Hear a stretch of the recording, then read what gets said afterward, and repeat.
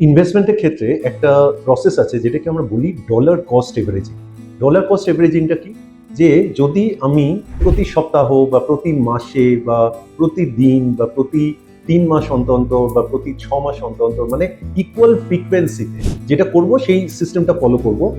Equal ফ্রিকোয়েন্সিতে যদি আমি একটা স্টক কিনি, ইরেসপেক্টিভ অফ যে সেই স্টকের দাম পড়েছে কি বেড়েছে সেটা নিয়ে আমরা চিন্তিত থাকবো না, আমরা কিন্তু সেই ইকুয়াল ফ্রিকোয়েন্সিতে কিনতে থাকবো। তাহলে এটা দেখা গেছে যে over a period of time যে এরমভাবে ইনভেস্ট করছে তারা কিন্তু বেনিফিশিয়াল থাকেন বা তারা ভালো রিটার্নস জেনারেট করে। এটা একটা পদ্ধতি, অনেকে ইনভেস্টমেন্টের ক্ষেত্রে এই পদ্ধতিটাকে ব্যবহার করে। এখানে কোনো বেশি অ্যানালিসিস, বেশি স্টাডি বা রিসার্চের মাধ্যমে কেউ স্টকটা কেনে বা বেচে না। তারা যে কোনো তাদের স্টক মনে হচ্ছে সেটা ইকুয়াল ফ্রিকোয়েন্সিতে কিনতে থাকছে। আর সেম অ্যামাউন্ট মানে প্রতি সপ্তাহে যদি আমি কিনি, তো আমি যদি প্রতি সপ্তাহে 10,000 টাকা করে স্টক কিনছি, আমি সেরকমই কিনতে থাকবো over a period of time. তো এই যে প্রসেসটা, এটাকে বলা হয় ডলার কস্ট এভারেজিং।